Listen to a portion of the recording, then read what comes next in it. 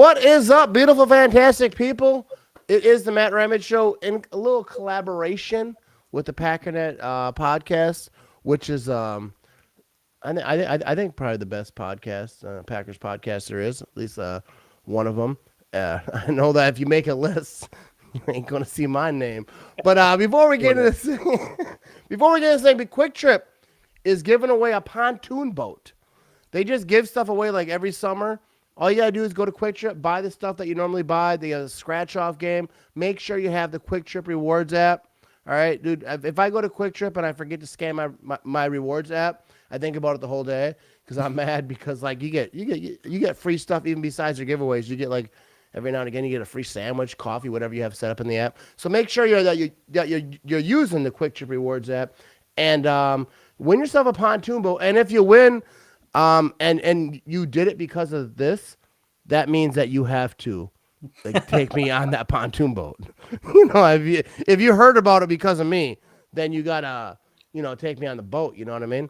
But so I am here today. Let everyone know who you are, all right? And not because I forgot your name. You know what I mean? Right. Of course you didn't. When it's not displayed, right? My name is Clayton. I'm with Packernet Podcast. I've got a podcast called Packers Total Access, YouTube channel as well. Just excited to hang out with Maddie here tonight, man. Talk some Packers ball. I know this, man. I can use that pontoon, but I got a creek right out back. We can put that thing right in there. We'll be good to go. Dude, I can just tell from your accent that you have a creek right out back. Absolutely. I knew that. I know that you living by some water. I could just tell. I think everyone else. No one's surprised by that. But no, I appreciate you joining me. I love what you're doing on Twitter. And Packernet Podcast, I think, is killing it. I think you guys put out some great content. I really don't listen to podcasts, but every now and again, I actually don't even subscribe to many podcasts. Packernet Podcast is one of the only podcasts that I really subscribe to. I don't listen all the time because I don't listen to a ton of podcasts. Like Theo Vaughn. Have you ever watched? Bro. Hey, dude, he speaks my language, dude. Dude, I listen to. He's the one dude that I listen to all the time. I watch the YouTube videos sometimes. Like sometimes I'll drink. Like I have like a night where I'm gonna have a few beers and just chill out. Wife goes to sleep, whatever, and I'm gonna do like some crazy stuff. No, I'm gonna watch some Theo Vaughn. Like he's just wild. He's all over the place because he's so funny, and not only that, but he's like real too. He'll get into like some like real like conversations. Like I would never talk about on a podcast because I'm not an open book like that. I don't get it all in my feelings on my podcast, unless we're talking about like a Packer player or something. Sometimes I get emotional. You hit the nail on the head though with Theo because it really surprised me when he got serious on a couple of his pods because he's just cut up and he's one of those guys kind of like Chappelle back in the day. He will say stuff outrageous and insulting to everyone, including his own race, his own country boy, persona to kind of bring people together. But when he gets serious, you could tell he's dealt with some mental health stuff and it's just cool to hear that side of him for sure, man. Yeah, I definitely think like he's been through some stuff. Like he struggled with some stuff, but I think Theo's the funniest human podcasting. Like he's just like even like Joe Rogan. Like I don't watch a ton of Joe Rogan, but like I watch a lot of clips, and like I don't think anyone's made him laugh like Theo. Like he's just anyway. So true. I could do a whole podcast just talking about Theo Vaughn. Like if I know someone likes him, I will send them clips all day long. I'll be on TikTok, and that's all it is. It's Theo Vaughn. Anyways, we're gonna talk about the Green Bay Packers today. What is up, Joe? How you doing? Thanks for everyone who's checking in on the live stream. I actually wasn't gonna go live. I was gonna do this pre-recorded, but I thought, why not? You know what I mean? Let's do it live. Let's let the people jump in the conversation a little bit. And coming up, we're gonna be doing. I'm gonna start doing a lot more lives every Tuesday and Thursday. Right now it's 6:30 Central Time. But that might change. I might go a little bit early because sometimes I get sleepy. You know what I mean? I work at 4 a.m, so my alarm goes off at 2:30 in the morning. Yeah. So like by 6:30, sometimes I'm a little sleepy. I might change it to like 4. I'm gonna play around with the time, see when people like watch or whatever. But we're gonna do some stuff and be sure to check out the merch shop. All right, thematramage.com. We got some merch. We got the All You Need Is Love. All right, we got all the we got some good stuff brewing over there over on the website. But anyways, we're going to talk about Green Bay Packers. Now, the Bears fans, all right, get a little wild. Dude, I was actually on Chicago radio. I was on ESPN Chicago. Nice. And not in a good way. Not in a good way at all. Oh, no, it's in a good way. It's a good way. No, it was a good way for me because I don't care. Right. Yeah, no, but like I forgot. Like I made a video because like I don't think that was when I was with Ryan. It might have been, but I was drunk one night. Like I was drunk one night and I was like, hey, um, let's make a podcast or live or whatever it was. And then I thought I should put this on the internet. What I just said about the Bears. I forgot what I even said. I said that they didn't do much in the off season. And I stand by mostly what I said, not everything what I said, because Right. they obviously made some moves. Like Robert Tunyon, they signed him. He unfollowed me on Instagram. I think he might have saw that video, so I unfollowed him too. No, but I love Robert Tunyon first of all, and I don't bash players when they leave. Right. Robert Tunyon has always been cool to me. I think he's really awesome, and I wish him all the best. I hope his team doesn't do good, but I get it, whatever. I bash the Bears a lot. He goes to plays for the Bears. He's not going to want to see me on his Instagram feed talking trash. But anyways, yeah. But so I talked a little trash. They did they played the audio from that video for it's like the fourth biggest radio station in America from what I heard, and then they trashed me afterwards. I didn't listen to the whole thing because I don't like, first of all, hearing my own voice talk, and then listen to someone. They were actually pretty cool about it though. They were cool. At the end, they got a little woo. They got trashed me a little bit, but it was awesome. I love it. I first of all, I love the trash talk. If I put myself out there talking trash, Right. I expect to get it back, and I love it. And even, but I that's one thing I'll ask you right now. Are you on like all the social medias? Or I'm is it on just Twitter? mainly Twitter. I have an Instagram account set up. I haven't utilized it yet. Same thing with like TikTok, Facebook, but I really want to play to what Ryan's doing. And before we get too big for our britches, as we say down here, right? I want to make sure everything's in place for Packernet before I start to put off other platforms. But yeah, mainly Twitter and YouTube though. Yeah, so like I'm on like all the stuff, right? And I read the comments. I have no life. This is what I do. So, but like I've noticed like Bears fans like on Instagram are pretty cool. I've been on a few podcasts, Bear fans from Instagram. Facebook, they troll. I troll. They troll back. It's all fun. Twitter, they go for the throat. Oh yeah, Like, they are like obnoxious, especially this offseason. Like more this offseason like than ever before. So like they were coming at me like pretty heavy, and I don't know. I just got kind of annoyed with it because like half the stuff they say is just stupid. Like Ryan like breaks this down so perfectly, better than I ever could. Dude, he lives for it, bro. He lives like for it. I talk to trash, but like I'm all over the place. I'm just kind of like saying stuff. Ryan will break it down why the Bears are trash. They'll break it down in like a smart way, and like it's just so good. But so I don't know. What are you thinking? Because we talked to like let's say I had Ryan on, but like what do you think about like this whole Bears fan, like the Packers Bears? Because I feel like this rivalry just got heated because not because they're both elevated, but because they're both kind of I wouldn't say they're both down.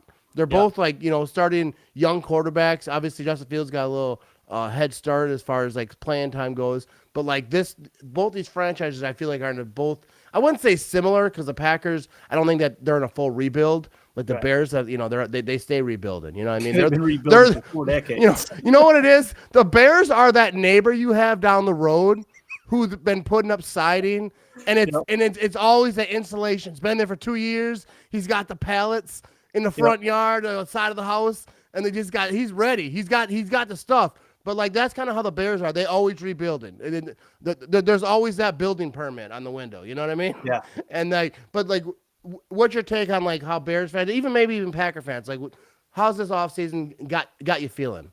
Yeah, well, I mean, it's definitely different, right? And I tweeted this several months ago when they first started putting out some of the betting lines as far as how the NFC North is going to shake out, right? Which means absolutely nothing before the draft, but it's fun to kind of find that fodder and use it for just that.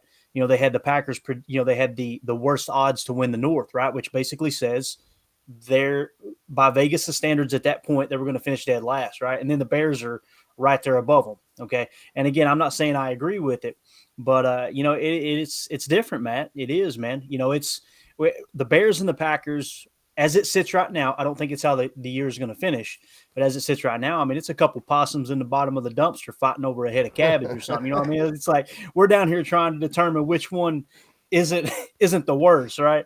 But I don't see the Packers like that at all. When I look at what happened last year, there were so many things that came into factor. I think they're really going to surprise some people. Now, I've looked at the schedule, and that's a big no-no too when you're really trying to be predictive as far as how the season's going to go, because so many things can change. You're one or two injuries away. I said it last year. I had people on my pod, and I'm going, hey, barring any crazy injuries, how do you think the Packers are going to finish? And then what ends up happening? Bach wasn't healthy. Elton wasn't healthy. Rashawn tears his ACL. Aaron's got a broken thumb. Everything went all to hell, right? And you can blame me for that because I was the one who put it out there going, as long as nothing crazy happens. But I think people forget that this was a 13-win team. Now, yes, you are missing the core of that receiving group, right? You're missing as far as Alan Lazard, Randall Cobb. I'm a fan, Maddie. I don't look at their departure as, oh, we're better off without them. That's silly. That's really silly to think that we have a better receiving core right now than we did last year. I think we're kidding ourselves. Now, do we have more potential? Absolutely. Is there a higher ceiling? Absolutely. The question is, how quick can we hit it? So to answer your question, though, man, as far as getting into the trash talk with Bears fans, I literally will respond with just a screenshot of the two scores from last year where we beat them both games. That's all I respond with. I'm like, bro, come talk to me after this year if you beat us, right?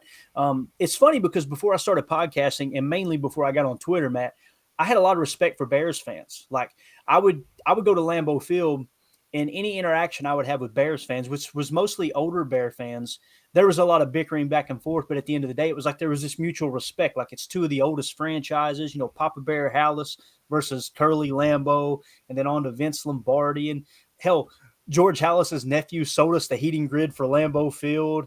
And there was all these stories about how, Vince Lombardi wouldn't allow his players to be friends with Bears players. However, behind the scenes, him and George Hallis were kind of close and all that thing. So I always had this mutual respect. I get on the Twitter, just like you said. Oh, dude, now I'm like, man, the hell with the Bears. I'm done with it. Yeah, I'm jumping into this fight. But you hit the nail on the head with Ryan. Ryan lives for it, bro. Ryan lives for any chance he get, and he just waits for them to make a stupid comment. Yeah, like Justin Fields is an MVP candidate. And he's like, all right, that's all I needed. Let's jump in. And he goes right at it. So I try to stay out of the trash talking because for me personally, it's very boring, especially for a podcast host.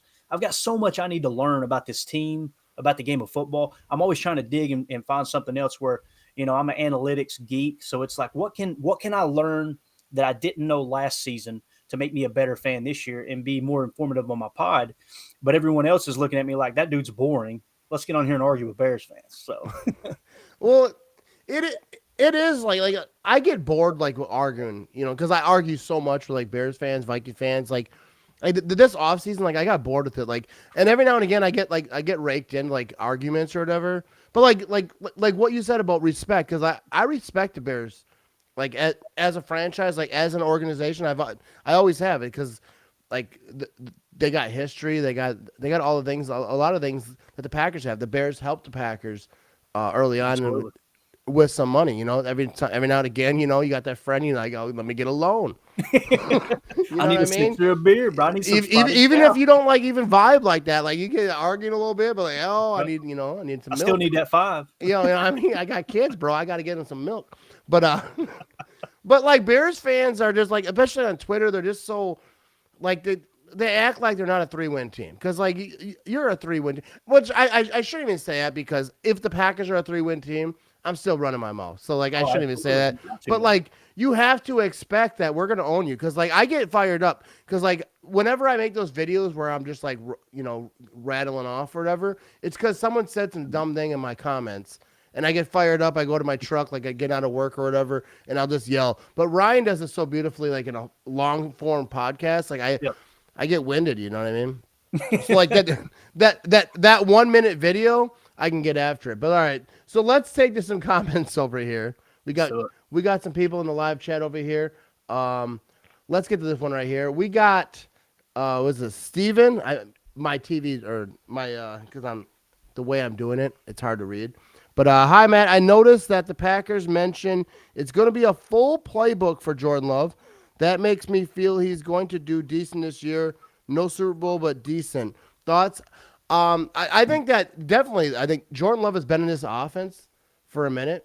And I think that they expect him to do the things that they want him to do. And like I actually think in some ways it's better. I'm not saying he's going to be better than Aaron Rodgers, but I'm saying that this is going to be the true Matt LaFleur offense. This is going to be no Hall of Fame quarterback because you got to respect a Hall of Fame quarterback and be like, all right, Absolutely. what works for you? What do you think? You got to get the input. But with a young quarterback, you can say, hey, this is the offense. This is what we're going to do. Obviously, they're going to get some input from Jordan Love. They're not just going to be like, hey, we're do this, do that now. They're going to get some input, but this is going to be that true offense that he grew up in, that he's been learning this whole time. So I think Jordan Love, he's going to be like what he's going to be. Like I got into this argument today about, or was it yesterday, about is Jordan Love going to be a top 10 because some Bears Twitter page posted it. And I was like, I haven't heard anyone say that. And people were like, this person said it. And people are like, I said it. But like, whatever. Like, I was just saying, like, I wouldn't guarantee he's going to be a top 10 quarterback because, first of all, like, I don't care about top 10. Can he do enough to win? Because you don't need a Hall of Fame quarterback to win a football game. Absolutely. You don't need to have the best quarterback in the league to win a football game. You need to have, like, first of all, the Packers have a veteran defense. The defense is still intact for the most part. Adrian Amos is gone, which, I love me some Adrian Amos. A lot of times, because he came on my podcast and he's just cool. When he come on my podcast and they're cool, I root for them forever. But I get that they're making tough decisions. But I think that this offense is going to be young, but they're going to grow together. And with a defense, hopefully that they can hold it down. Hopefully they can have a top 5, top 10 defense. They can throughout the year. Because like last year they kind of did some things later on, but like they have to come out swinging. They have to come out and really hold it down. You have a young quarterback who might make mistakes. They might get some turnovers early, not just from him, but they got young wide receivers too and tight ends. So, but I think that just these group, because you talk about Aaron Rodgers, like in his early days, like when he was even before he touched the field, he was practicing with guys like Jordy Nelson. He was doing all this stuff. Absolutely. So when they all got on the field together, they were ready. So I feel like even if there's struggles this early on with the offense, but like I feel like Jordan Love could come out hot. And like I'm not talking about he's gonna throw 4 or 5 touchdowns a game and just like light up the league and he's gonna be like, whoa, what happened? But he could be like, he could come out and not make those rookie mistakes because some quarterbacks do. And sitting for 3 years watching Aaron Rodgers, I feel like obviously he learned something. He learned preparation. He learned all the things that he has to learn. Now it's just go on the field and do it. And I'm hopeful for Jordan Love, but I'm not going to guarantee he's going to be this or he's going to be that. Cause I wouldn't say it's silly because I get people doing it, and I probably will at some point. I'll get fired up when it gets closer to the season. Someone will talk too much trash, and I will yell out and be like, he's going to be the best quarterback in the league. But, like, for real, I don't think that you can really, like, expect Jordan Love to be, like, this great thing coming out the gate. He's going to make mistakes. Yep. Rookie quarterback, or he's not a rookie, but young quarterbacks, first year starting quarterbacks, they're going to make mistakes. But I expect this team to do good. I don't know the record. Like to me, this is the toughest season to like predict anything. Yes, you just don't know. You just don't know like the learning curve for Jordan Love, and not just Jordan Love, but like Christian Watson. Like I think he's going to be an absolute stud. I think he's going to be a superstar.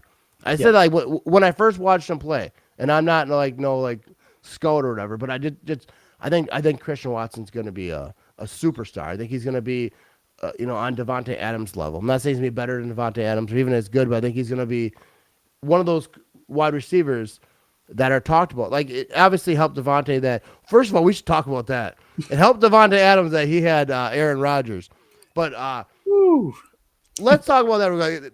This is how I get sidetracked right here. Hey, I'm all about it. Let's do it. Devontae Adams said that, he kind of made a statement saying, everyone knows now I didn't need Aaron Rodgers. And I saw a lot of these quotes getting twisted and mangled, kind of like he was disrespecting Aaron Rodgers. No, he was just saying, I don't need Aaron Rodgers. Like, he had himself a year. And obviously, it benefited him to have Aaron Rodgers, but I agree with him. Devontae Adams is a superstar. Devontae Adams is that dude in this league. And what do you think about that, about his comments about that? Yeah, I was trying to pull it up. The one that stood out to me, here's one of the quotes he had. This is Devontae Adams. He said, the front office thinks that it's best for us right now to put us in a position to be urgent. Adams told Fader in the interview published on Tuesday, we don't see eye to eye on what we think is best for us right now. That's the one that caught me off guard because it's like he's basically saying, look, I don't agree with what the front office is doing. Of course, they did get rid of his best friend. And yeah, that'll happen. The and, like half the reason he went there, not yeah, really half, exactly. but at least a part of the reason. And the other thing is talking about the offense. You got Josh McDaniels that comes over from New England, and anyone who knows Josh McDaniels' style of offense is very timing based, a lot of choice routes, a lot of things that come into play with you've got to stay on script, and it's all about whatever the defense is doing, you've got an answer for it, right? What Devontae Adams got used to in Green Bay, especially those last 2 years, everyone just leaned on Aaron Rodgers and Devontae Adams. They really did, and rightfully so. It's two of the greatest to ever do it. One of the best quarterbacks, one of the best wide receivers in the history of the game, and they leaned on that RPO action a lot. There was many times Aaron said he didn't know what Devontae was going to do until the play developed. That's what you call, a choice route, an option route, if you will. So that's the thing that caught me off guard. As far as the Aaron Rodgers comments, like Devontae talking about, they can never say, I think he said, never, never, never say that Aaron Rodgers is the only reason I had success because he put up big numbers last year in Vegas. I think it's so true with Devontae. I mean, he did. He went out and proved it. Granted, their team sucked. They were hot garbage, right? But at the same time, it wasn't because of Devontae, and you can see the frustration in Devontae. Yeah, he's walking through people, going through the tunnel. Seriously, the first thing I thought of when they brought it up, I think it was on the McAfee show today or whatever, or yesterday, whenever it was. They're like, yeah. Now that you mentioned it, that Monday night game where he ran through the cameraman or whatever. It's like that's like that what's his name? That wrestling guy, the owner of wrestling, WWE, or the whatever. Yeah, creator of it. That meme when he's just walking. Exactly. That's kind of what Devontae was doing. The cameraman was just like, "Let me get a picture," and he's like, "Nah, let me step over you." No, but I think that absolutely, like, Devontae Adams is spot on. Like, he did like a really great wide receiver, because like Packers have had some really good wide receivers, and when they move on, they don't have great careers. A lot of times it's the end of their career anyway. That's why the Packers let him go. But Devontae Adams, like I saw a lot of comments when he left. And they're like, "Oh, Rodgers made him." Like, no, Rodgers. You could tell Devontae Adams is not that dude. Like, right. Obviously he benefits because a great wide receiver benefits from a great quarterback. Great quarterback benefits from a great wide receiver. Absolutely. But like a great quarterback can make a wide receiver look good. That's not on that level. But Devontae Adams is not that dude. And the same thing with a great wide receiver. If you have a Devontae Adams and like kind of a mediocre or a quarterback, he's gonna make that quarterback look a little better because he's gonna do these crazy catches that aren't on target. Like, they both help each other, but Devontae Adams was not that dude because of Aaron Rodgers. Like, absolutely not. I mean, it propelled him a little bit, and just the same way he propelled Aaron Rodgers.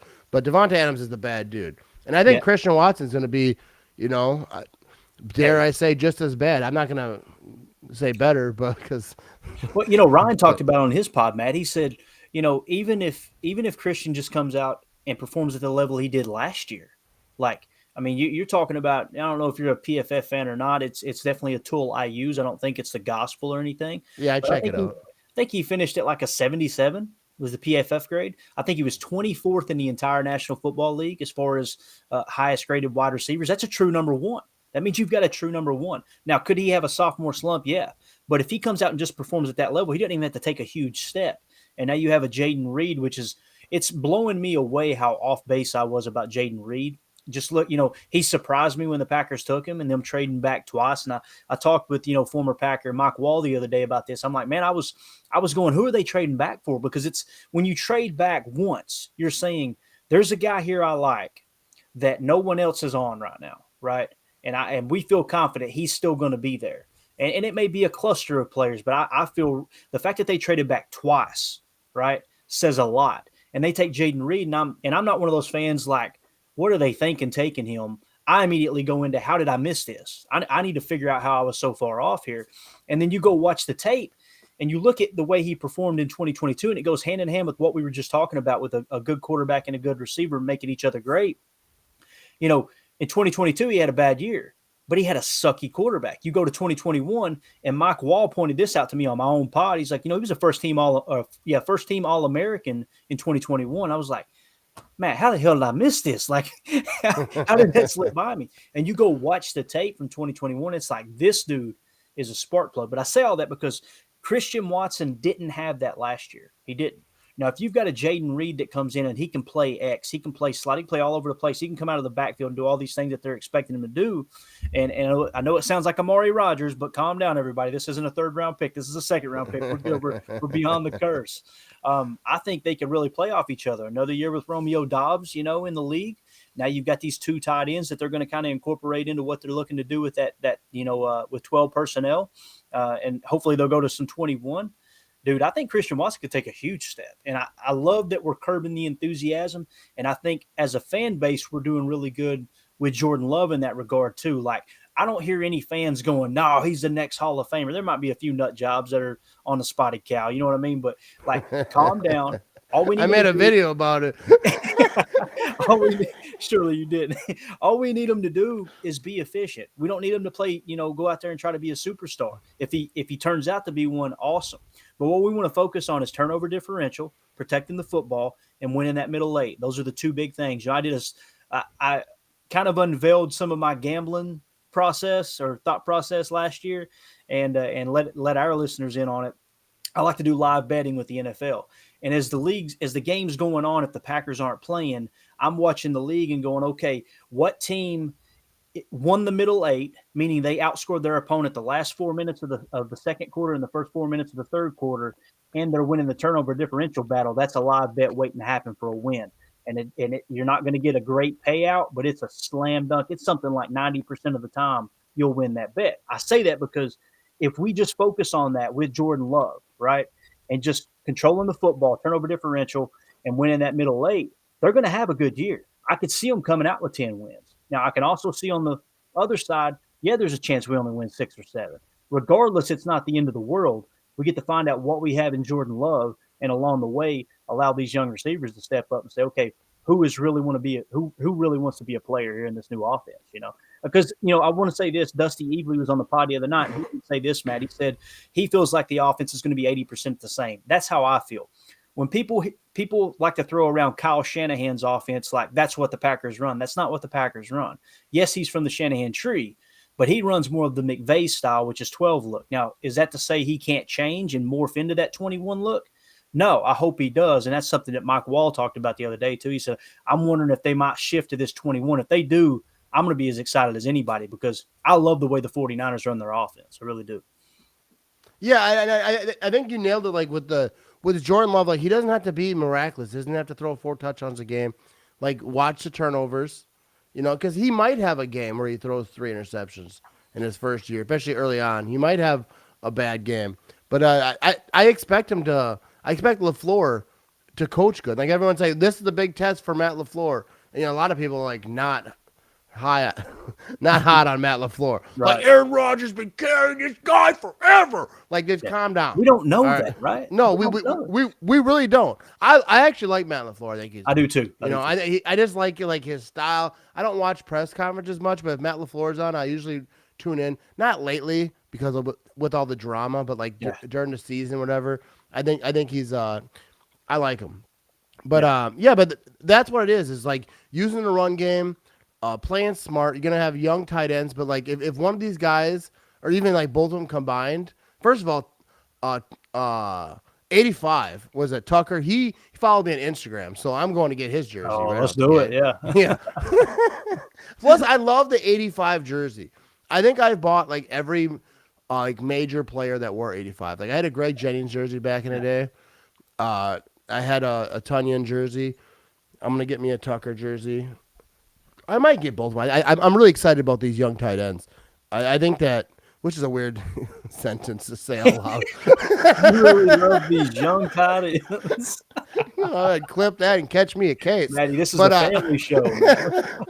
No, but I'm excited. I think the tight ends are gonna help a lot. Obviously, like they got DeGuara, but like other than that, like they got no one to play it but these young guys. So I think that there's gonna be a nice I think that they're all gonna grow together. Like even if it's not a great season, because I think they could easily win 10 games. They could easily win less if there's a bigger learning curve or just a young team. One thing I think about is a young team getting punched in the mouth early on. Right. Like maybe a pick six or like a crazy sack or some whatever crazy play. How do they bounce back from that? Because with young players, Because like even me, like in my younger days, podcast, and I made a mistake. That podcast is ruined. I start stuttering the whole way through. I don't know what's going on anymore. But like as you do it a while, you screw up. You just laugh about it, keep it moving. And I think that's with football. It's probably the same thing. I don't know. I've never played athletic sport. I used to play sixth grade like flag football, and I would trip people, and they'd be like, "Man, this guy's good," because they didn't call penalties back then. I need to see some game tape of Matt. Yeah, like I remember, I was a center. It's out there. It's got to be. I was a center. Like the first couple of times, you snap that ball, and the person in front of you just like kind of punches you in the face because they're not really like they're just like put their hands up because it's flag football, but you're still blocking, and they'll just like put their hands up, but you're down there snapping a ball. By the time you look up, you got hands in your face. So I would just start tripping people. I just start kicking legs, and they'd be like, "Wow, good job! You blocked 2 guys there." Like, dude, I kicked that guy's shins. I thought I was playing soccer, but no, but I'm excited about this about this season in general. I think the defense, but let's talk about this defense though.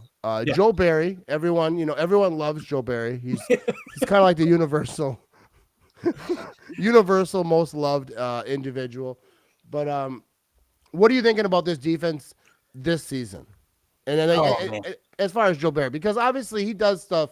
Because like I'm pretty optimistic, but he, like even I'm like, dude, come on, dude. Like I'm not no defensive coordinator. I'm not no defensive guru. Like even Madden, like defense, I suck at. Like I just make coaches suggestions because like I know I'm going to engage 8 every time, and I'm getting burnt, at least a little bit. I still win though, what I mean? I play on rookie. But so what do you think about this defense as far as Joe Barry? Like, because he said they actually asked him, yeah, were you in fear of your job or whatever, how they worded it? And he said no. Right. And we're like, that's the problem because he has no like LaFleur's walking in there like, hey, bud, we might fire you. Yeah. I'll let you know after lunch. Like, yeah. When it comes to Joe Barry, man, I'm about to get roasted by everybody in the chat right here. I'm in the minority with this. But when I watched the tape last year and I would watch this defense, I know there was a lot of talk about how it would be 3rd and short and they're playing off the ball, right? But if you notice as they got into the latter part of the season, you heard many coaches talk about how they give these defenders freedom to play in the spot that they want to play at. To me, that was a signal going, hey, look, we're allowing the players to play within the scheme, but to kind of play with the technique they want and be able to, self-align and choose, hey, which side do you want to be on as far as, Jair and Rasul, where they're going to line up, things like that. But what I seen on the tape, in crucial moments, Matt, against Washington, what beat us in Washington? It wasn't the defensive scheme. It wasn't bad play calling. Jair got burned by McLaurin. It's that simple. And I'm not saying we should cut Jair Alexander. God knows that's not what I'm saying. Every great player has bad games. You had that at crucial moments. And other times you've seen him jumping routes and getting beat deep. Right? That's the freedom they talked about. So if anything I want to change within Joe Barry is for him to tighten up a little bit on making sure the players are doing exactly what the scheme calls for rather than having that extra freedom, because I just didn't see the problem within the scheme. However, when you look at the statistics across the league, the people that ran that Vic Fangio style defense, it kind of struggled last year. It's kind of like Matt LaFleur's offense. A lot of people, the offense didn't produce an MVP quarterback last year, right? And I know we're talking defense, but this just kind of draw a parallel. It's so easy to just go, okay, well, it's just Aaron Rodgers' fault. Me as an Aaron Rodgers fan, that's all I heard all year long. Yeah. However, you'll hear people that don't like Aaron Rodgers suggest no one ever criticized him. I'm like, I don't know how you're getting that, but okay. So but look at the other offenses. Nathaniel Hackett, the same type of offense, right? Same style offense. He goes to Denver, falls flat on his face. The offense doesn't produce. Luke Getsy goes to Chicago. We know what that offense is like. It was hot garbage, right? And then you've got Matt LaFleur and his system. It struggled. You had the LA Rams, same system. It struggled.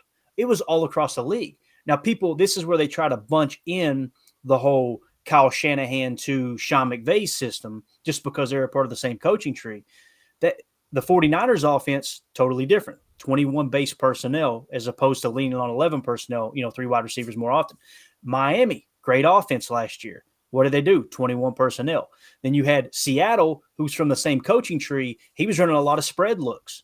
God forbid we spread it out last year, because then it turns into Aaron Rodgers is playing hero ball. I draw that parallel because when you watch the tape last year, me personally, I didn't see on tape, man, Joe Barry's really screwing this defense up. I seen guys missing tackles, not making plays and blowing coverages. That's really what I seen. Now the argument becomes, and I thought you were going to mention this when you said, they asked him a question the other day. They asked Joe Barry, they said, you have, I think it was 9 first-round picks, 7 first-round picks. That. And I love his response was, and I didn't like his response. I shouldn't say I loved it, but it did make me, it got a good pop out of me. He said, I'm well aware of our draft status.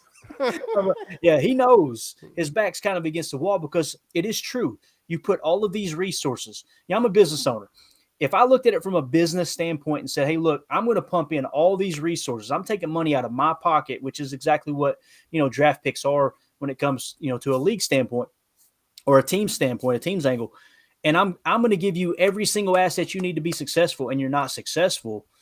Some of that does fall back on the coaches. Like, okay, why aren't they performing at that level? It's either that or Goody doesn't know how to draft.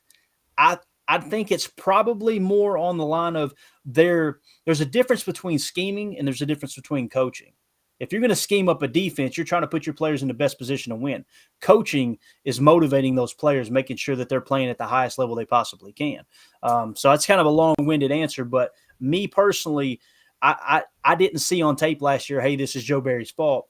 I seen players not playing together within that defense, and I guess that does fall on Joe Barry at the end of the day. Yeah, I think later in the year that they seem to get better. Like I'm not like a breaking down film type of fellow. I watch the game while I'm watching it, usually buzzed up, and I forget half of it. It's a fun way to watch, bro. I get stressed out doing what I do. But guys like Jair, you talk about jumping routes and doing his thing. I have no problem with an all-star, that type of dude. If you're that dude, to play outside the box a little bit, do what you do. But every now and again, you're gonna get burned. Even Ray Lewis, obviously he's a linebacker, but he was that dude where he had freedom to do what he wanted to do. And every now and again, I mean, it's different because he's a middle linebacker, but he would make choices, and sometimes he lost. Yeah. More times than not, he did not. But every now and again, that's gonna happen. So I want Jair and those type of guys to be that dude, and make those decisions. But every now and again, they're gonna lose. But Jair, you don't see him get burnt too often. But yeah, you go for that pick, especially corners. They want that pick every now and again. It doesn't happen for you. It happens to me a lot of Madden. I'd be going for the pick. I just, and it's not even a pick. I just dive on the ground, and then the guy catches it and runs off. I hit the wrong button. But there's no buttons in real life. But hey, seriously though, another thing too, Matty. Think about this. Nobody ever talks about it. It's just Joe Barry's the problem, right? Rashawn Gary is your best defensive player, probably second best to Jair. I guess 1A, 1B. You're without him the majority of the year, right? Yeah. A long chunk of the year. Another person was Devondre Campbell, right there in the middle of that defense, right? And on top of that, Eric Stokes, first round pick. That's one of the first round picks that was credited to the comment or the question there to Joe Barry. He was out all year. You had Savage that underperformed. You had all these things that kind of came into play, but people don't talk about the injuries, and the injuries is huge. Oh no, they never do. And the one thing that really gets me though is Devontae Wyatt. That's one thing that I look at the coaching staff and go, why? Because every time he was on the field, you seen the flash. He looked like a ball player, and he just got a little over 200 snaps. It's like, why were they not putting him on the field more often? It's a first-round pick. He showed he's just as good, if not better, than some of the other guys that were in the rotation. Again, though, that's kind of a Bill Walsh old-school thought, is you're going to use – I heard Michael Lombardi say this earlier today. You're going to use that first year is teaching the player the scheme. The second year is helping him hone his skills that's going to fit within the scheme, right? And as Packer fans, as any football fan, we're none of us are patient, right? We want to see it right now. But I really, really want to see Devontae Wyatt on the field a little bit more. But yeah, I think they're going to turn it around. The defense will this year. I'm not saying they're going to be a top 10 defense like a lot of people that were at practices last year were just like, oh, this defense is going to be top 5. Matty, those same people, bro. Was that guy? No, but listen, from a fan standpoint, right? I'm talking about people who cover the team, and I'm not trying to bash anybody. I'm not going to name any names. There were several. We should do that. They were literally. It was all camp long. It was this defense is unbelievable. It's going to be a top 5 defense. And then we come out and they're not a top 5 defense. Those same people, Matt, listen to me. Those same people were saying, I thought this was going to be a top 5 defense. Bro, you're the one who said it. Yeah, you know. How does that work? that is funny because like if I'm the one out there yelling this is gonna be this and that and it's not like, hell, well, we didn't say that, like you said that. Right. Why are you mad at we us? might have echoed it, but you came up with it. Yeah. Right. So let me ask you this about Joe Barry and just defense in general, because for people who don't study film and know all the things, I love Preston Smith. Mm-hmm. My favorite player on the Packers. He's I love an me awesome some Preston guy, Smith. awesome Yeah, guy. but why is he playing corner sometimes? All right, how does that happen? Because I bet you if you asked him and he was honest, he'd be like, he don't want to play corner. No, be I wouldn't. He's trying to go punch quarterbacks in the mouth. You know what I mean? Not literally, but like figuratively. I'm not even sure what figuratively means. But I don't even know what it means. But I would assume that he probably literally more than figuratively wants to punch quarterbacks in the face. But anyways, why is he playing cornerback every now and again? Yeah, I don't know what those big words mean either, bro. Just to be honest, right? I was born in Kentucky and live in Tennessee. Yeah, you live in Kentucky. You don't. I bet you probably the first time you ever heard that word. Figuratively, you never hear that at the gas station, just chilling out, just trying to get yourself a Diet Coke. I could turn you on to some good whiskey, but I can't read a book, bro. But to answer your question, there's nobody who gets more frustrated than me when you see Big Preston Smith out there standing up trying to cover somebody. It's like, but here's the thing though, it's not a popular answer, but it's the truth. The other team gets paid too. And what they're doing is they're deploying a personnel that's going to put a bind on your base defense. Most of the time, the reason that happens, and even sometimes in sub packages, nickel defenses. But let's say a base formation, right? The Packers are a 34 base. That means 3 down linemen, typically 300 pounds or more in each of those linemen, and then 4 linebackers, 2 edge rushers, 2 inside linebackers. So when they come out, when the play is called in from the offense, and it's a 21 personnel, right, which is 2 running backs, 1 tight end, that triggers our base defense. We see that personnel come on the field, we throw our base out there. You throw your base on the field, now you're in a 34 look. Preston Smith's planning on rushing the edge, right?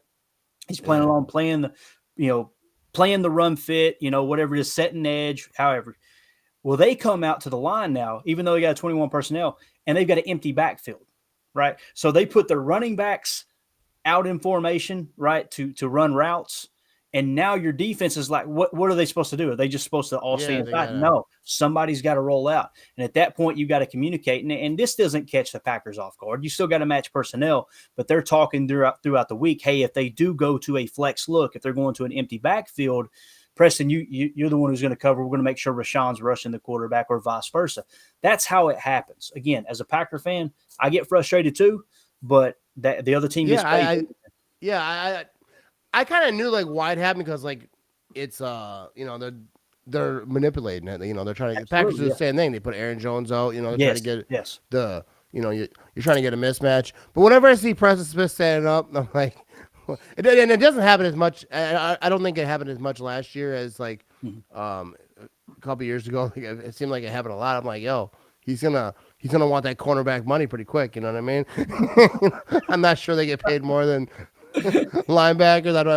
I don't know the pay scale, but speaking of Preston Smith, one of the things I think Preston Smith is so great at, and I've mentioned this a lot of times, is like he doesn't get sucked in right off like fakes and stuff. Yep. Like Preston Smith very smart is player. he's usually going to be where he's supposed to be. Like if the coaches are looking for Preston Smith, they look where he's supposed to be. You're going to find that man right there. Yep. He doesn't get sucked in off these when you're playing against running quarterbacks and they got the play action type of stuff. Preston Smith is usually where he's supposed to be. But speaking of Rashawn Gary, I'm not sure when we expect him. I've heard he might not be ready for week 1. Like I'm not really sure because I'm not sure that they've even discussed it. But when do you expect him to come back? And do you expect him to be like, kind of like slower than normal, coming off an injury, or do you expect him to come out firing? It's tough, man, because, we've seen people like, I talked to Mike about this the other day on the pod.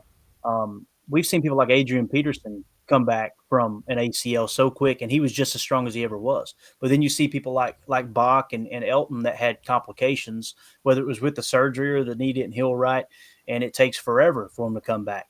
The one thing I'll say, and I'm not in no way, shape, or form saying that Bach is a hard worker or Elton isn't a hard worker. I think that when you've got someone who weighs over 300 pounds, it makes things way more difficult on the joints and those ligaments.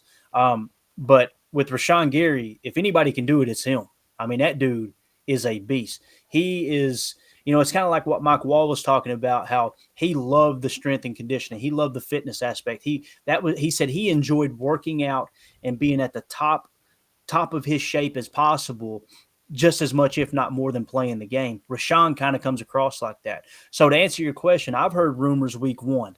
I don't see it, Matt. I really don't. Now, maybe that's just me trying to, under promise, over deliver, and, kind of, I don't want to be let down because, with what happened with Bach and Elton last year was extremely frustrating. Yeah, dude, especially Bakhtiar. And I love the guy. No, it was like, because they were like, oh, it's this week. And then, no, it's this week. And it's if I can say anything, I think the coaching staff didn't handle that well as far as the PR. You got to underpromise. It was like, oh, no, we expect him back. Yeah. And then next thing you know, there'd be another setback. Yeah. And it's easy for us to go, man, what's the issue here? Bro, his neck was filling up with fluid. I pull a butt cheek walking to the fridge. Dude, bro. Like, I pull muscles getting out of bed, bro. I'm 40, Matty. Dude, I'm hurting like I never hurt before. So, I understand the frustration from fans, but at the same time, it's like, man, I couldn't imagine being 300, 320 pounds and 6 foot, whatever, 5, and all of that just torquing and putting on the joints. I mean, but with Rashawn, man, I hope he's back week 1, but if I had to put money on it, I would say week 6. That would be my guess. All right, so like the thing with like David Bakhtiari, I kind of like the way, because like I say, I love David Bakhtiari, but the way the Packers presented, like you said, we expect him to play this week. We expect him. I was saying this last season. I was like, it's kind of like me with like I'm having a few beers. My wife's like, it's Thursday. You know what I mean? It's 4:00 in the afternoon. She starts. That's exactly how she talks. Yeah, she starts giving you. I always think it's weird too, because like people like you pop a beer. Next thing you know, everyone wants to tell you what time it is. It's 10 a.m. Like, I don't know. When did I ask? I don't know. No, no, but like I always thought it was kind of like that same thing, like with my wife, because I'd be drinking like, all right, tomorrow I'm gonna get these dishes knocked out. I'm gonna go cut the grass. I'm gonna clean up the garage. Because you're all, you have buzzed up, and you're just trying to like diffuse anything. Like, I'm gonna do all this stuff tomorrow. Then tomorrow comes, and you're like, it ain't happening. And that's kind of the same thing that they were like, we expect him, back this and that. So then he wasn't, and then he wasn't for like 2 or 3 weeks. And you're like, what's going on? Like, and then so I think a lot of fans kind of turned on him and like, oh, he's soft and he's this and that. Like, not me, because like, first of all, my shoulder has hurt for like 3 years. Like I told my wife, I was like, if I was a quarterback, I would have to retire. She's like, you're no quarterback. You're no quarterback. But like, I'm like, it's this motion here. Good thing I don't do that very often, because what am I doing? I'm not a paper boy. I'm not doing anything like that. But my shoulder, I might just have surgery on it so I can get it to work. Because like I don't need to do this. I can just go through life not doing this because it hurts. The little clicking things, there's like things going on in there. But I don't know how it happened because I don't do anything physical too often. I'm not digging ditches. I don't know what's happening. But anyways, if I was a quarterback, I'd probably just shut it down. You know what I mean? I'll say this, man. Tyler in the chat actually, he said Bach's injury wasn't just ACL. It's totally true. Like there was all kinds of things wrong with that knee. And one of the issues we had with how everything was handled, us as fans just thought it was an ACL, and it wasn't just an ACL. Right. There was all kinds of damage that was done in his knee. They think they've got it fixed. I want to say it was 3, maybe 4 surgeries he had to have, bro. Yeah, that's wild. And what's crazy with those knee injuries too, I've never had one, knock on wood. Hopefully it never happens. But when you pop an ACL or anything of that nature, and it has to be rebuilt, you're putting a foreign object back in your body, and your body is going, no, that's not supposed to be here. Right. And to the point where your body's trying to reject it. That's why it's filling with fluid and all these things. I'm no doctor. You can tell by the accent. I ain't no doctor. You don't want me out. You know what I'm saying? I know. But hey, anyone listening to your accent, like, he might not be a doctor, but he could fix my truck. You know what I mean? Exactly correct. Or we can launch your pontoon out here in the creek. You know what I mean? But so, when it comes to that type of thing, as far as that knee injury, it's like we all thought it was an ACL. That's kind of what they're telling us. Of course, they're not going to give any information they don't have to. Yeah, they're not going to tell you. So that's how you get into this. It kind of turns into a PR thing, right? Now I felt really bad for David because he's busting his butt. Yeah. I even put a tweet out last year, bro. I was like, "Hey man, listen, if this ain't doable, you got." If you need to hang it up, you ain't got nothing to be ashamed of, man. You've done everything you could to fight back from this, right? Of course, people hit me up going, "Oh, look at you idiot, trying to talk him into retiring." You think, no, dude, I'm just trying to be a human being here. Like, as a Packer fan, letting you know, bro, we see you. We see the work you're putting in. Don't listen to the knuckleheads that are going, "Oh, he's injury prone. Just get rid of him." Dude, like, come on, dude. Drove me nuts. The last couple of years, like David Bakhtiari, just cut him. First of all, like when they were saying that, they couldn't cut him because salary cap, which is beyond my means or thought process too. But I know that Daddy got screwed. Second of all, he's not injury prone. He had one injury, and it took him out 1 full year plus some. People act like he was like hurt like 3 years. Like he's played like 2 games in like 4 years. Like that wasn't it. But like people don't realize like the amount of work that these players are doing. Like, even if you go to training camp, you still don't see it. Like, you watch them practice, like, oh, that's fun. They're out there running around, catching balls, doing stuff. But, like, inside, like, they're working. That's, I don't think, even, like, their families, Like, everyone, they got the money. They're doing all the things. Like, I go on vacation. But, like, when they go inside that stadium, the practice rooms, like, they're, like, I mean, I guess their families probably see, like, the hard work that they're doing, like, at home or whatever. But, like, fans especially, I don't think that people realize how much work, and I don't realize it either. I say it, but like they're working way harder than I've ever worked in my life, or harder than I ever will. Because like I'm not gonna work that hard, even at work. You know what I mean? They want me to. They try to get you. I'm a union. I ain't working that hard.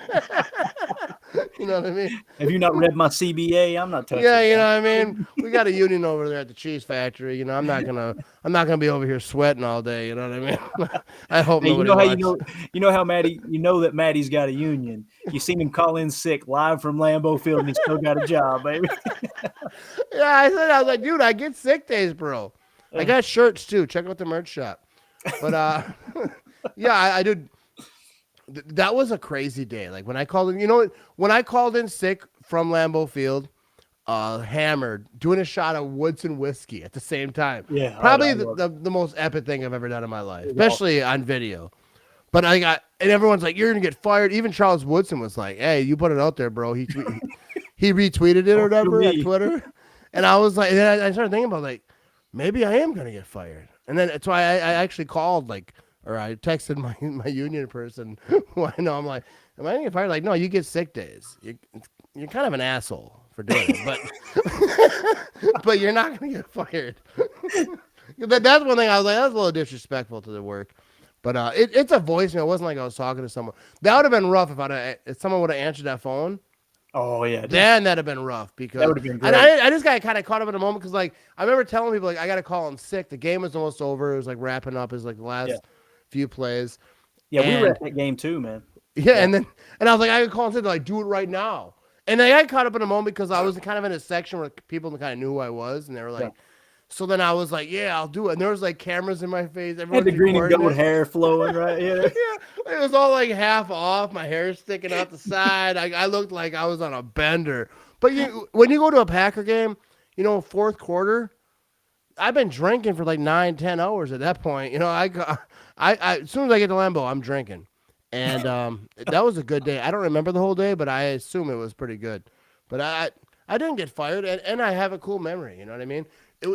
I think it's that. Number 2, I made a video one time making drunk macaroni and cheese. Yes, I think Ryan talked about that on yeah. That was before I was sponsored by Quick Trip. I don't think. Hopefully, I don't see that. I've straightened my life out tremendously. But when I was younger, I had I had my fun.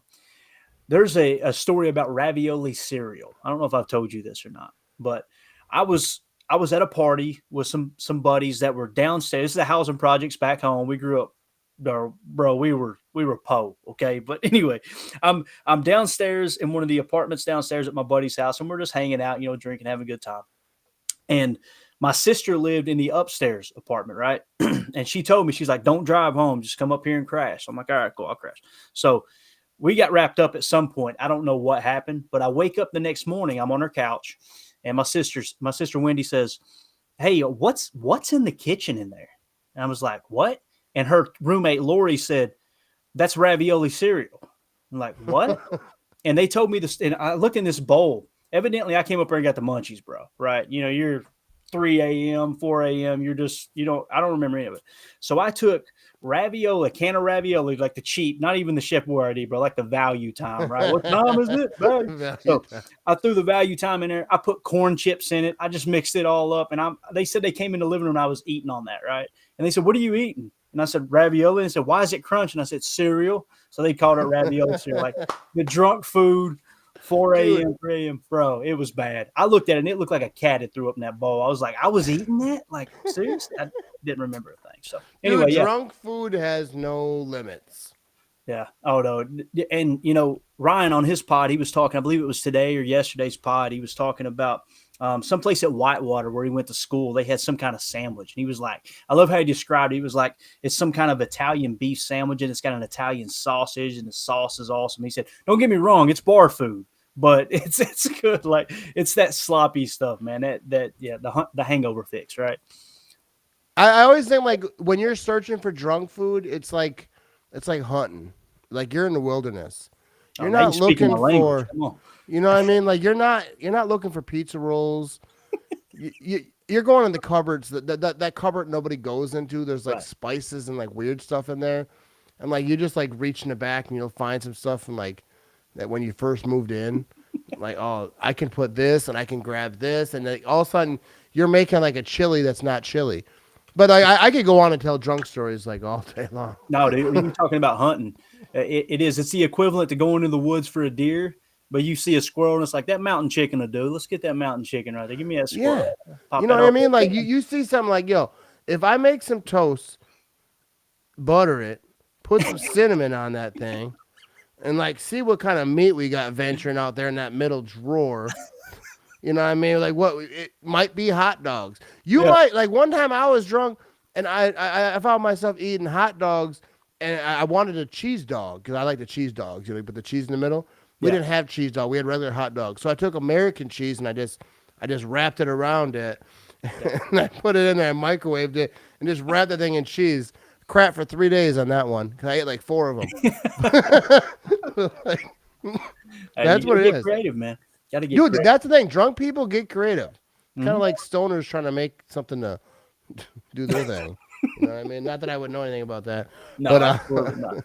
So we got Clayton over here from the Packernet Packers podcast. You have your own show on there called the Packers. What's the Packers Access? Packers Total Access. Yes, sir. Packers Total Access. You know, I knew that. That's your name on Twitter. But yeah. So there you go, people. I think the Packers, like, do you have any score predictions or record prediction for the Packers? Or is it way too early for that? For me, it's a little too early, and I'm not sure I'll ever be ready for that. Right? It's usually around June. We get into the dead time before camp. I'll kind of dive into the schedule, and the way I do it, Matt, is I look at, okay, what team are they playing? Is it on the road or not? Obviously, I look at head coach matchups. I look at QB matchups, and I look at edge/left tackle matchups. That's how I come up with my early predictions. Yeah, last year, go all in.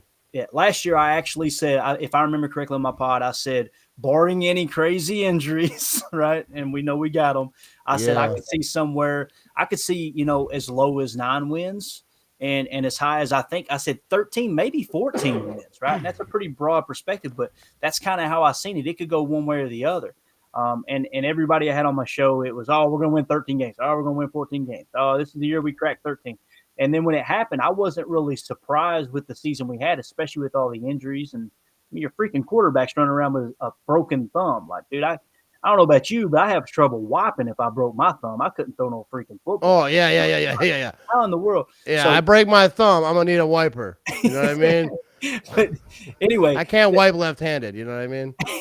To answer your question, I think that if we win 7 games with Jordan Love at the helm, I think that's a great step in the right direction. I really do. I would not look at that as a bad year. If we lose more than 7, if we win less than 7 games, right, as our win total, I would be like, Matt might be a little bit on the hot seat, as silly as that sounds.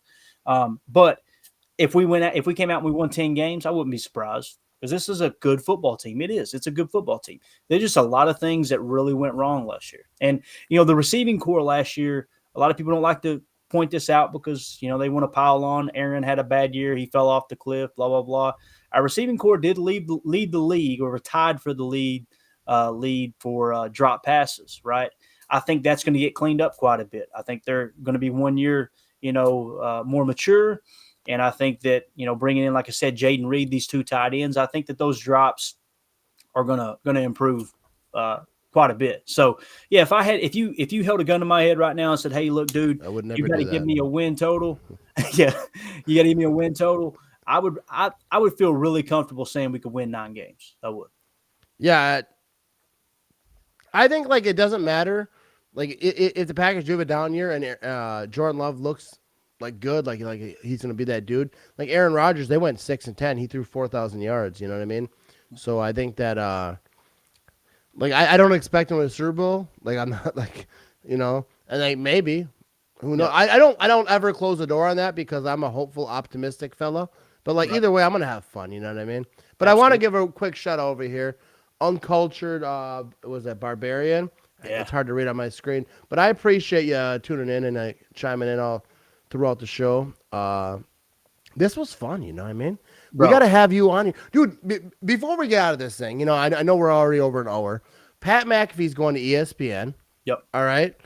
I've always thought that, what Pat McAfee built, he's got Ty, he's got all the guys over there. Great, nice little crew. I feel like we could do that. Not to his level. Obviously, he's got great guests. He's got connections. He's better than us.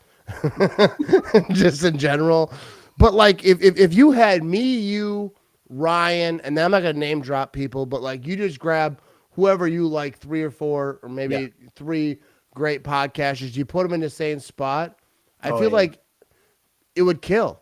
Yeah, I completely agree. Maybe take me off the list, but like but I feel like it really could. I mean, it would take time, obviously, because people have jobs. You can't just be like, hey, let's live stream every day at 11. Like, dude, I work. Yeah. We have the best freaking fan base in all of sports. There's no doubt in my mind about that. I'm not just saying that because I'm a Packer fan. Like I have watched sports my entire life. It's the one thing that kept me out of trouble and got my mind off of things that were negative at the house and stuff like that. We've got the best fan base. We are so blessed with the content creators we have within the Packers community. I mean, I could go down the list and name them all, but I know I would leave people out, right? Yeah. But as you were saying that, I was thinking, remove me from the equation completely. You put this person on a show together and have them just chill, cut up, talk sports, have it be a show for Packer fans, but not necessarily have to be a Packers show. Yes, we'll talk Packers, but it would just be along the lines of just a bunch of dudes and even gals. Dude, some of the female content creators that we have as Packer fans are freaking awesome. Maggie over there at Pack's What She Said, bro, they are phenomenal. Like we have got Cassie, what's her name? Her last name, Cassidy, is it Hill? I don't want to mispronounce her name, but Cassidy, who does I think it's called the Green 18 or Green 19 podcast, freaking phenomenal. If you got some people together and just did that, man, just cut up for a couple of hours, I'm telling you, bro, it would crush. It would crush. And it's mainly because of the fan base. The fan base is just absolutely awesome. Oh, the fan base is. I remember, the Underage Packers podcast. Big shout out to them. Yeah. Joey and Big B. I remember when I first had them on my podcast because I started seeing them on Twitter or whatever. It's like, hey, you guys should come on my podcast, and I was like, they're kids, I'll try to help them, and whatever. But then they started talking. I'm like, oh, they're better than me. I didn't realize that. And I was like, we were talking to Joey after. I'm like, wow, you guys are really good. Like I started watching their shit start to get like maybe I can learn some stuff. No, they're so good. Big B, everything he went through, he's an inspiration. He's a warrior, dude. Joey's just so good at like what he does and like Like Aaron Rodgers saw one of his videos. Like I assume Aaron Rodgers has probably seen at least one. Actually, I know because Absolutely. Preston Smith told me. I asked Preston Smith because we were talking about it one day, and he's like, I send him your stuff sometimes. And I was like, oh, so like I assume he's seen my stuff, but Yeah. Joey knows. He mentioned it like in a press conference That's awesome, dude. or whatever interview it was. Yeah. And like so Joey and Big B are the goats, you know what I mean? I think they're awesome. And I saw someone mention Perry in the comments over here. Like that's like you start talking about content creators, people will start chiming in. There's so many good ones. I feel like seriously, man. that's why like when people mention me as a podcaster, like they'll tag like whatever, like someone on Twitter will be like, oh, whatever, and they'll tag like Andy Herman and like all these podcasters, and then they'll have me. I'm like, like one of these dudes don't belong.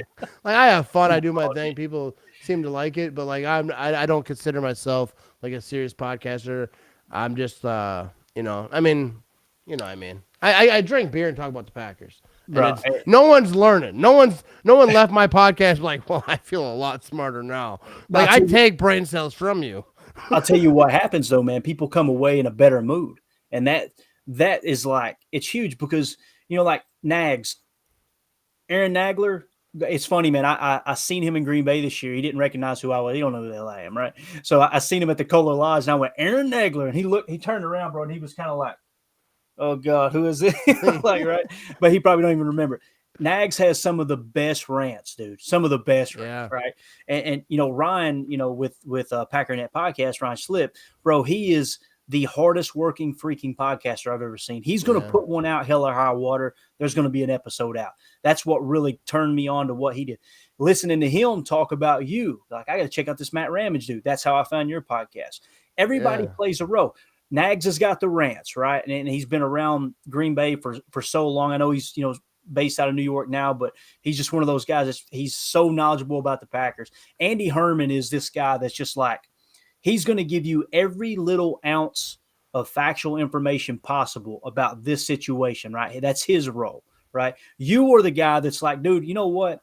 I want to hear some Packers talk, but I want to laugh and have a good time.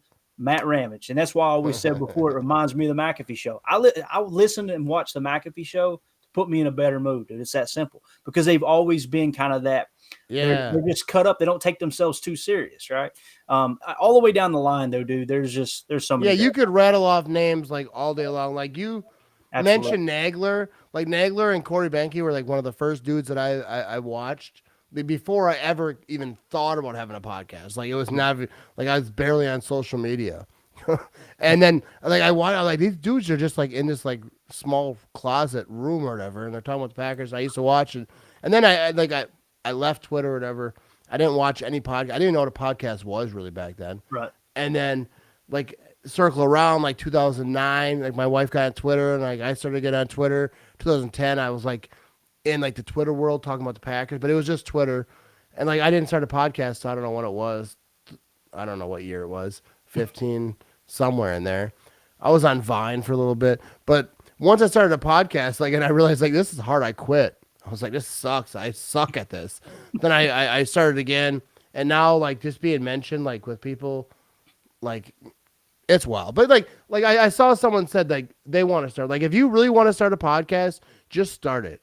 Like because like dude, I started a podcast with no thought, and then I would just DM players, be like, hey, you want to be on my podcast? And they'd be like, yeah. And I'm like, for real?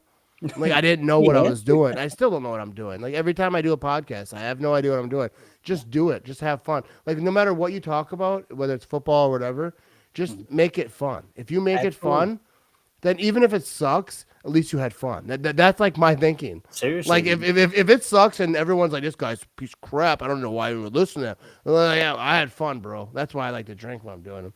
Because like, dude, I'm not gonna waste an hour just doing something I hate. I mean, not that I hate it, but you know what I mean. Like, I'm gonna have a good time no matter what I'm doing. Peter Schrager is like one of the best NFL insiders now, right? He works for the NFL Network. He works for Fox on Fox NFL Sunday. He gave it's so simple but so profound. They asked him, you know, somebody had asked him, do you have any advice for someone who's kind of up and coming in that, you know, whether it's podcasting or trying to be an insider or whatever. And he said two things. Well, I'm trying to think exactly how he said it. He said, work hard and don't be an asshole. That's it. Right? That's the only thing I focus on. Work hard getting the scoops, being accurate with your, with your opinion and things like that. And just don't be a prick, man. Be good to people. Like, it's amazing how, Tom Brady 101, whether you hate Tom Brady or not, I'd say he's pretty successful, wouldn't you? That was the thing he said was, man, good things happen to good people. Like, if you're good to other people, it's gonna be put back on you in return. And that's why you've got people on your show that are play, but whether it's past players, current players, whatever.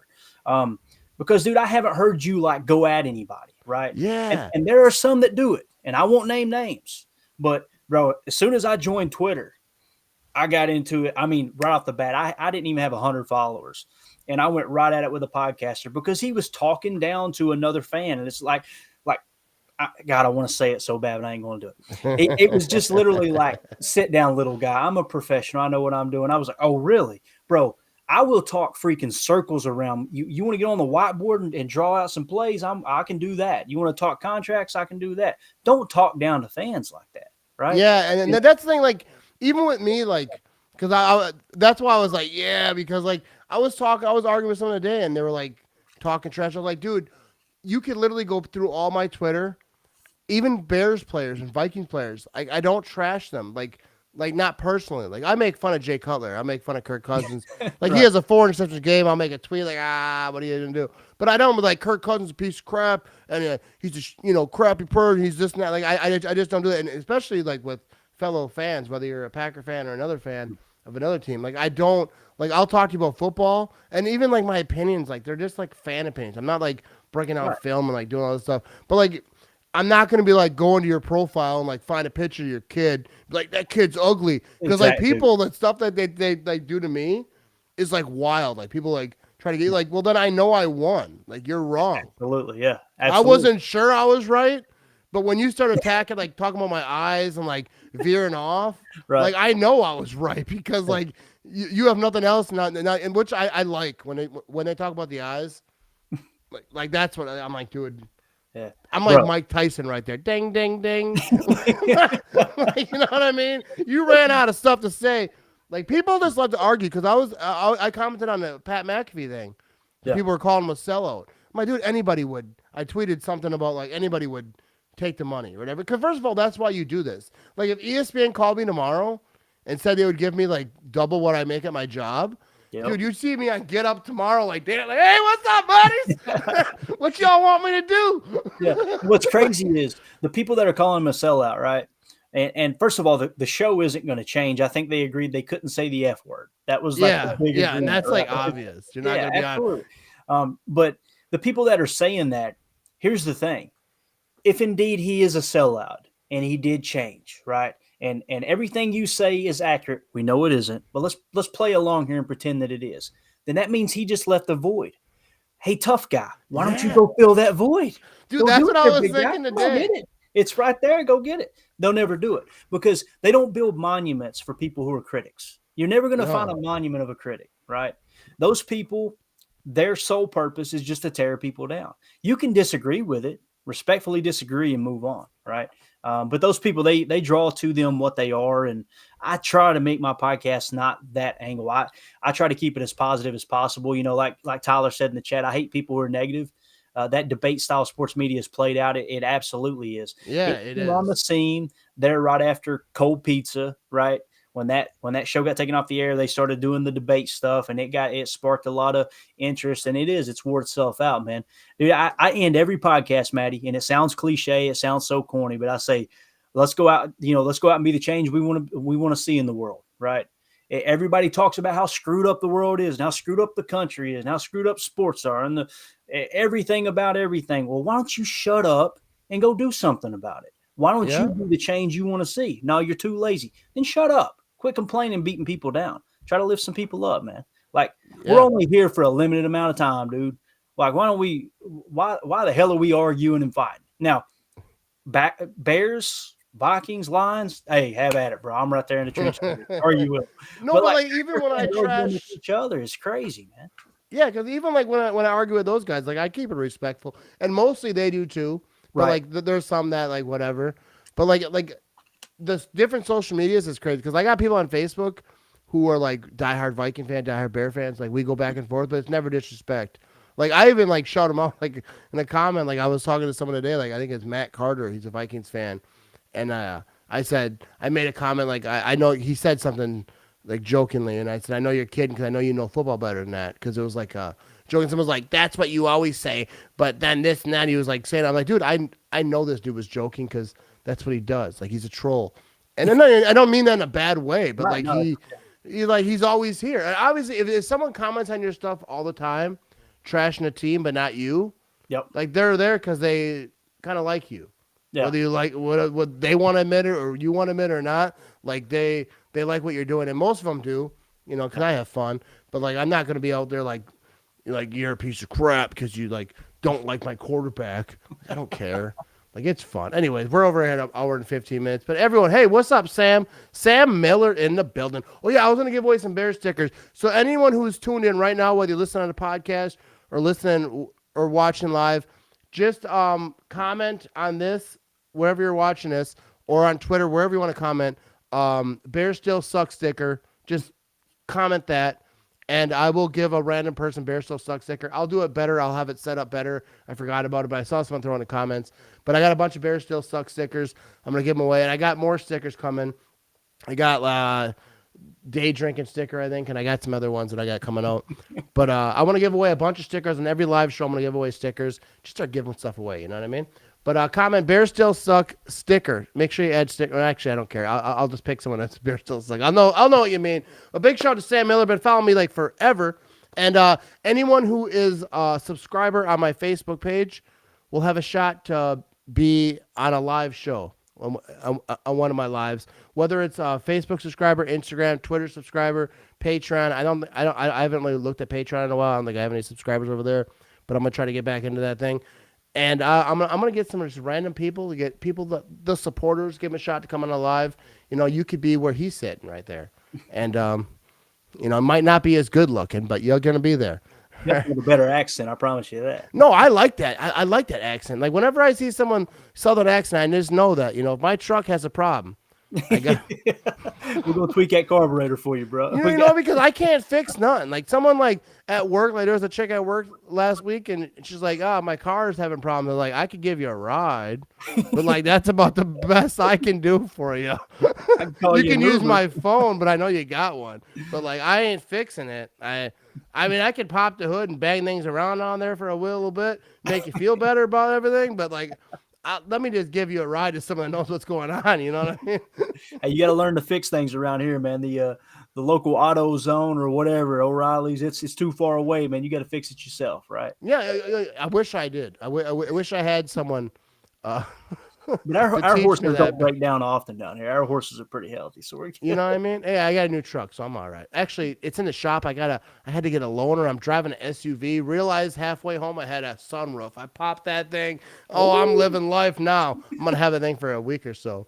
But we're gonna wrap this thing up so you can get back to your life. But big shout out to Sam Miller. All right, I appreciate you over there, subscriber on over on Facebook. But Sam has been with me forever. I've seen that name since forever. I truly appreciate everyone who tunes in. Even if you're not a subscriber, you just watch, just like, comment, whatever. I appreciate it. Taking time out of your day to watch this thing.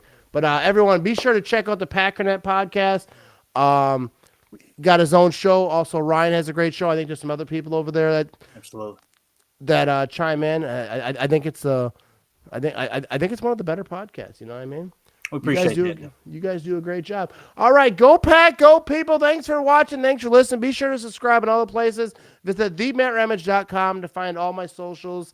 And then you will be severely disappointed. But do it anyways. You know what I mean? I'm trying to get these numbers up. Go Pack, go. Appreciate you tuning in, people.